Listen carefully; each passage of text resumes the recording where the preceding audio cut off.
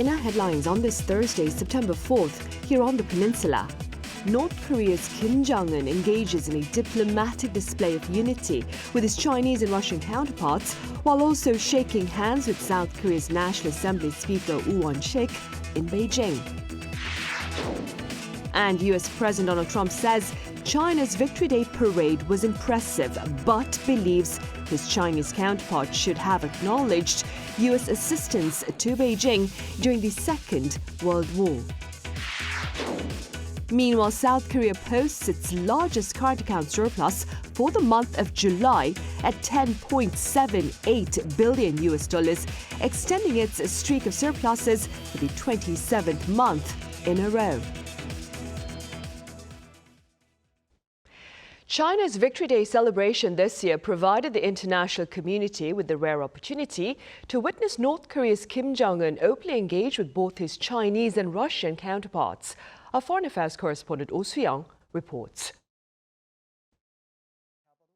North Korean leader Kim Jong-un launched a new style of active diplomacy at China's Victory Day parade, displaying nuclear confidence in coalition with Beijing and Moscow. Center stage throughout the official events in Tiananmen Square, Kim was constantly at the side of Chinese President Xi Jinping, with Russian President Vladimir Putin on the other side. Amid geopolitical tensions, the gathering was a display of unity, last seen 66 years ago in the Cold War era. It seems intended to demonstrate the strengthening of North Korea and China's socialist solidarity as a form of counterbalance to the South Korea-US-Japan trilateral framework. Another aspect for Chairman Kim is to show he plays a key role within the North Korea-China-Russia alignment. For Kim Jong-un, the optics could portray North Korea as part of a trio of nuclear powers as he continues to seek recognition of Pyongyang as a nuclear state. Further showcasing their alignment, Kim and Putin held a bilateral summit on the sidelines following Wednesday's Victory Day events. Exchanging warm greetings, they acknowledged the advancement of their relations based on their new mutual defense pact reached last year and the deployment of North Korean troops to aid Russia's war in Ukraine. Since recently, the relations between our countries achieved a special, trusted, allied nature. In full correspondence to our new agreement, I want to point out that your soldiers fought courageously and heroically. I would like to note that we will never forget the sacrifices that your armed forces and the families of your servicemen have suffered. If there is any way we can assist Russia, we will certainly do it as a fraternal duty. We will spare no effort in providing help to Russia. The meeting between the two stretched on for 2.5 hours, during which Putin invited Kim to visit Russia. Kim's trip to Beijing also reaffirms the North's relations with China, with a bilateral summit likely to take place. But a formal trilateral summit between Kim, Xi and Putin is highly unlikely in the foreseeable future, according to experts, as the three sides are pursuing different strategic priorities. Before a summit takes place, the agenda, the accompanying officials, and their positions on how the international community will respond must be closely aligned. Yet, their coalition can be likened to being in the same bed with different dreams. Also, there hasn't been enough time for preparations in terms of the agenda and lineup. Kim arrived in Beijing on Tuesday by special train for his first visit in 6 years. The appearance of his daughter drew attention and speculation that Kim is training her in diplomacy as his successor. The occasion marks Kim's first participation in a gathering of dozens of world leaders, a notable departure from the one-on-one summits that have defined his diplomacy so far. Kim also shook hands with South Korea's National Assembly Speaker Woo Won-sik during the parade and held a brief conversation, saying that they were meeting after 7 years since the previous rounds of inter-Korean diplomacy. The implications for inter-Korean and US-North Korea diplomacy remain uncertain. Observers say Kim might consult Xi about a potential summit with US President Donald Trump. Still, Seoul officials have cautioned against premature optimism, saying that Pyongyang has shown no signs of abandoning its nuclear program. Oh Soo-young, Arirang News. Meanwhile, speaking to members of the Russian media in Beijing, Vladimir Putin welcomed talks with Ukrainian President Volodymyr Zelenskyy, provided they take place in Moscow. Our Hyundai has the latest. Russian President Vladimir Putin said on Wednesday that he was ready to hold talks with Volodymyr Zelenskyy if the Ukrainian president came to Moscow. This was revealed during a press conference for Russian media as he wrapped up his trip to China. By the way, U.S. President Donald Trump asked me to hold such a meeting. I said this is possible. At the end of the day, if Zelenskyy is ready, let him come to Moscow, and such a meeting will take place. But he also added that it remained to be seen whether such a meeting with the Ukrainian president was worthwhile, calling it a road to nowhere.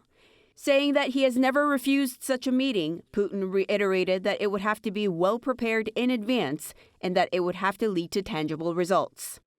Zelenskyy has been pressing to meet Putin to discuss the terms of a possible deal to end their war, while U.S. President Donald Trump has been trying to broker a peace settlement, calling for the two leaders to meet. However, as Putin attended China's Victory Day parade in Beijing, Russia continued with overnight airstrikes across Ukraine, launching over 500 drones and 24 missiles.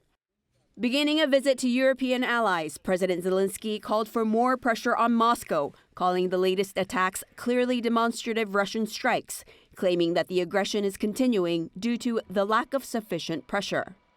Meanwhile, President Trump is expected to speak on the phone with President Zelenskyy on Thursday. This comes after his recent Alaska summit with President Putin on August 15th, which failed to achieve a breakthrough. Trump said that he had, quote, no message to President Putin. Also on Thursday, French President Emmanuel Macron is expected to host a mostly virtual meeting of some 30 countries to discuss security guarantees for Ukraine. They are also expected to denounce Moscow's unwillingness to engage in negotiations. 이은진, Arirang News. Meanwhile, U.S. President Donald Trump says China's Victory Day parade was impressive, but believes his Chinese counterpart should have acknowledged U.S. assistance to Beijing during the Second World War. Our Moon Jiang covers his remarks. U.S. President Donald Trump said on Wednesday that he felt China slighted the U.S. by not sufficiently acknowledging its role in winning World War II during a parade held to commemorate the 80th anniversary of the war's end. And I thought it was a beautiful ceremony. I thought it was very, very impressive.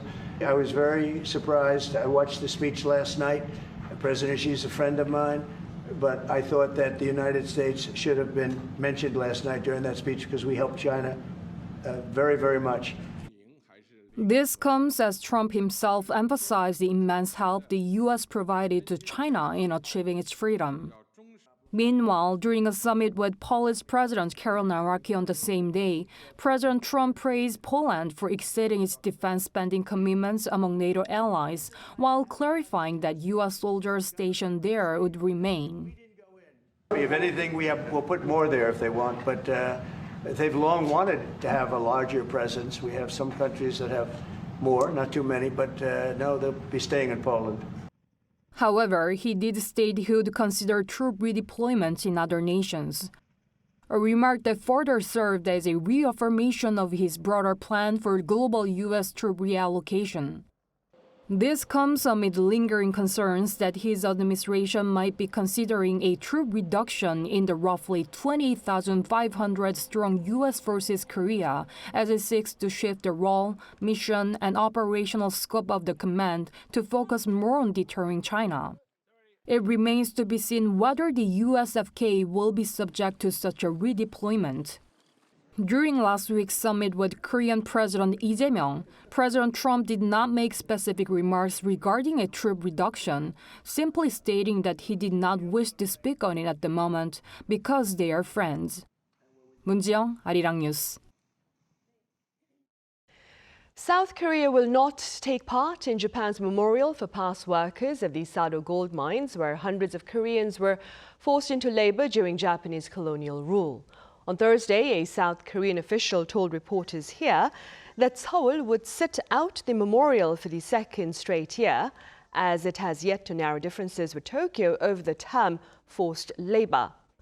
South Korea has been urging Japan to disclose the full history of the forced labor during World War II, just as Tokyo had promised to do when the Sado mines were designated as a UNESCO World Heritage Site last year.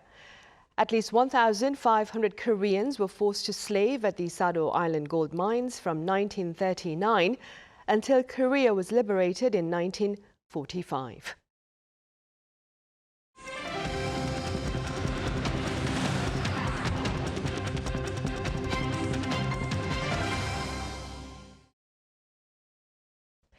South Korea posted its largest current account surplus for the month of July, driven by exports. According to the Bank of Korea on this Thursday, the country's current account surplus reached $10.78 billion in July, extending its streak of surpluses for the 27th month in a row. The goods account logged a $10.27 billion surplus for the month as exports rose 2.3% on year. Now, this was mainly driven by semiconductor shipments overseas, which surged over 30% on year, while those of automobiles also jumped over 6%. President Jae-myung is seeking a pan-governmental effort to breathe new life into the manufacturing arena, which he says is vital to ensuring sustainable economic growth. To take a listen. 우리 대한민국은 다양한 영역에서 경쟁력을 갖춘 세계적인 제조 강국입니다. 하지만 후발국의 추격, 인공지능 기술의 발전, 무역 질서의 재편 같은 중대한 도전에 직면한 지금 더 이상 과거의 성공 방식에 안주해서는 안 됩니다. Speaking to his top aides at a weekly meeting earlier on this Thursday, the president urged a complete overhaul of industrial policy anchored in innovation across finance, taxation and regulation. South Korean car makers saw strong sales in the U.S. market for the second month in a row in August. Hyundai Motor America said 88,523 vehicles last month, sold that is, up 12% on year, and an all-time record for August. Kia America also witnessed a surge in sales with slightly over 83,000 vehicles, up over 10% on year, and also a monthly record. Electric vehicles drove up the stellar sales of both automakers. Earlier this week, the president signed a series of revisions to the country's labor law that has lawmakers across the aisle embroiled in conflict. Our Kim Do-yeon tells us why. Businesses are still voicing their opposition over the Yellow Envelope Act. Although the revisions to the labor law have already been completely passed, key details surrounding its implementation remain a source of fierce contention, with 6 months to go before the grace period is over. One of the most heated provisions is the expansion of the legal definition of an employer to include principal contractors. This means outsourced employees can now demand direct negotiations with the parent companies that hire their immediate employers. During a meeting with the ruling Democratic Party's leadership on Thursday, the head of an organization representing small and medium-sized enterprises shared his worries. He said, even before the Yellow Envelope Act is implemented, we're seeing incidents where militant unions are bypassing the presidents of SMEs and demanding that the real boss at the large corporation comes out to negotiate. However, some experts argue this legal change was an inevitable reflection of the existing economic structure. Contracting has become prevalent in the last couple of decades, and courts have already set precedents for this law. According to the Korea Institute for Industrial Economics and Trade, in South Korea's manufacturing sector alone, 50.6% of small and medium-sized enterprises operate as subcontractors. Subcontracting firms are often very small, and their employees' wages are inevitably determined by the contract value set by the principal contractor. That is why subcontracted workers have consistently wanted to negotiate directly with the principal contractor. In that sense, this was an unavoidable legal measure. The Yellow Envelope Act also limits a company's ability to file for damages against union members for losses incurred due to strikes. Experts note this is particularly significant in the South Korean context. The scope of what constitutes an illegal strike in South Korea is very broad compared to Western countries. It's very easy for a strike to be deemed illegal here. Experts say more specific wording needs to be added through additional legal measures to make details of the law clearer. Many people are concerned about this. So if the law cannot be abolished, then the enforcement decree must be drafted with great detail and care. Those details will shape the law's real-world impact on businesses and employees in South Korea's complex industrial landscape. Kim Do-yeon, Arirang News. In other news, an inaugural exhibition to share the application of AI technologies in industrial settings is currently underway here in Seoul. Our business correspondent Park Jun-han was there.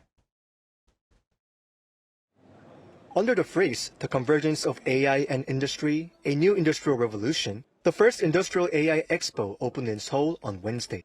Hosted by the Ministry of Trade, Industry and Energy, and organized by the Korea Industry Intelligentization Association, some hundred of companies and thousands of exhibitors were present to experience and learn how AI could be used to benefit the country's industries. The current Lee Jae-myung administration places a strong emphasis on using AI to drive industrial innovation. And here you can see technologies ranging from autonomous systems and AI-driven manufacturing to humanoid robots. Right now, AI robots like this one can do simple tasks like folding your laundry. But with more AI training, they could have a wide range of industrial uses.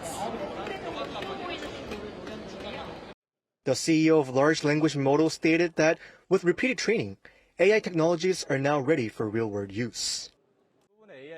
I believe most AI technologies can already be implemented for real-world use. Unlike traditional technologies built for a clear purpose, generative AI prepares the tools even before the goal is fully defined. Once considered a futuristic concept, AI is now part of our daily lives, effectively connecting people and industries.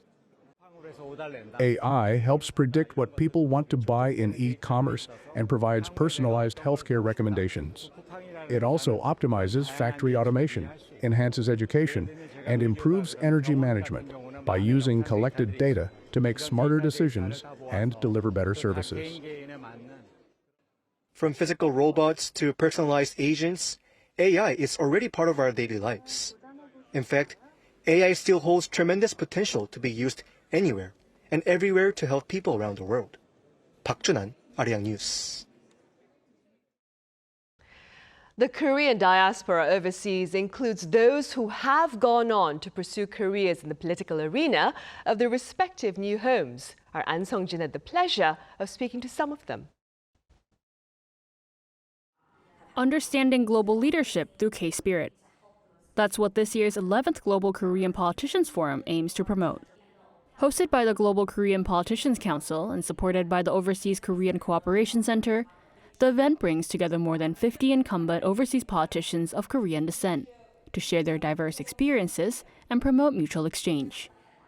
These figures now represent different countries and regions, but as New Zealand's first Korean-born member of parliament, who is in her 6th term, Melissa Lee says most of them maintain their Korean values and culture, and even the language for some. I am a Korean-born New Zealander who is a member of parliament, and my thoughts and my behavior and the way I am is shaped by my culture, my parents. These are the things that have actually shaped me. I can't deny that. I cannot move away from that.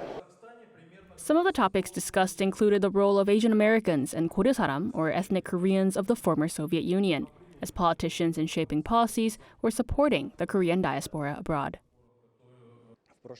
Koreans in Russia are scattered across the territory, so I set a goal to unite the Korean diaspora in my city. We have already done a lot of work together with the Korean Cultural Center to hold events to unite Koreans who live in Russia. The event also invited overseas Korean scholarship students to discuss leadership in a global age, despite challenges or discrimination. With their Korean heritage, though these overseas Koreans may be advocating for greater good and representing a wider audience, they say that deep down they will always be shaped by their roots as Koreans. Han Sung-jin, Arirang News.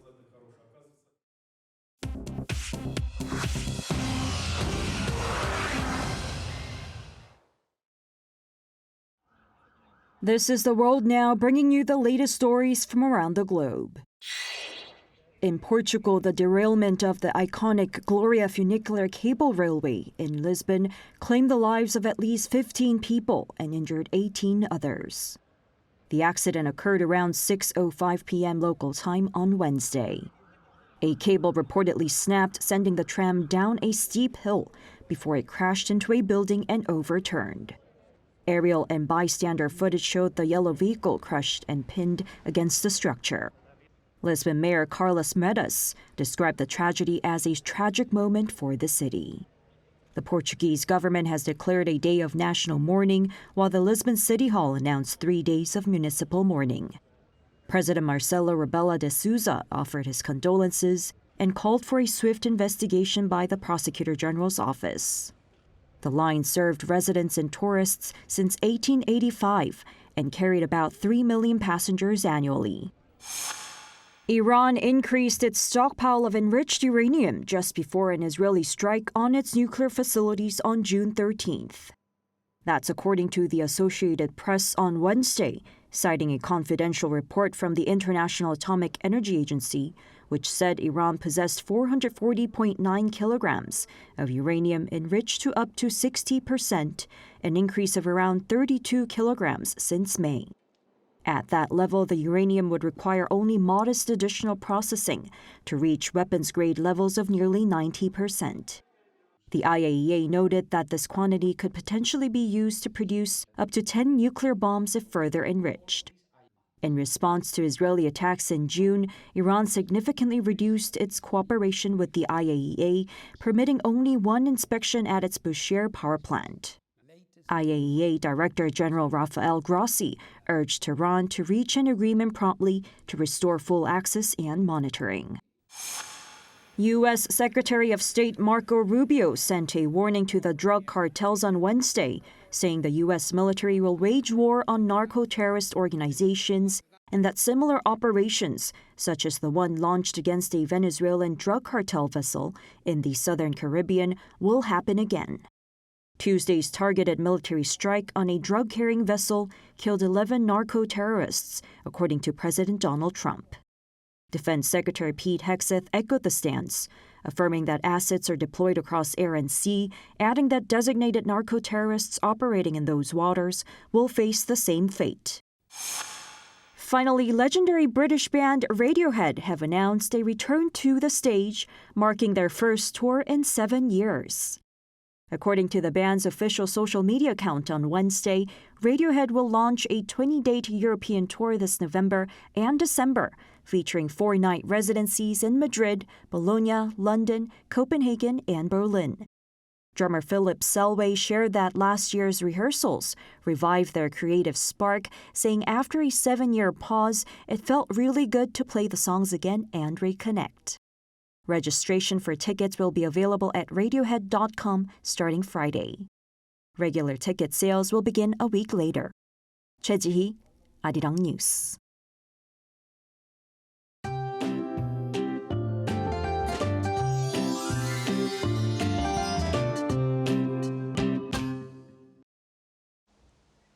Due to the influence of the easterly wind, it has been raining hard over some parts of the East Coast today. Tomorrow, there will be showers in the Chungcheongdo provinces and southern regions.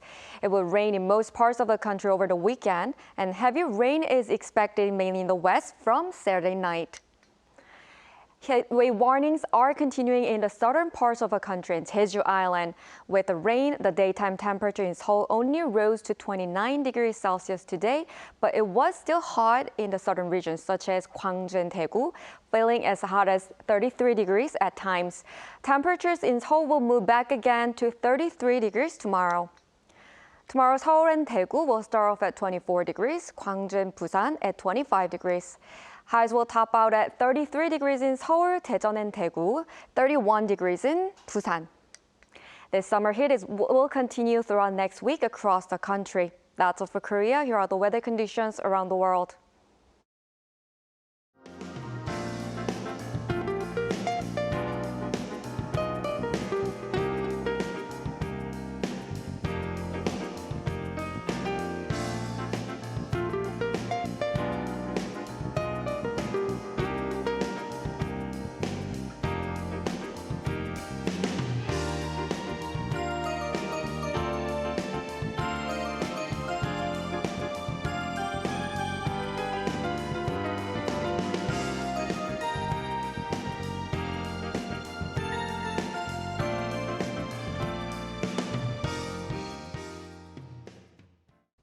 Those are the headlines at this hour here in South Korea. Coming up next is our daily panel session. Thank you for now.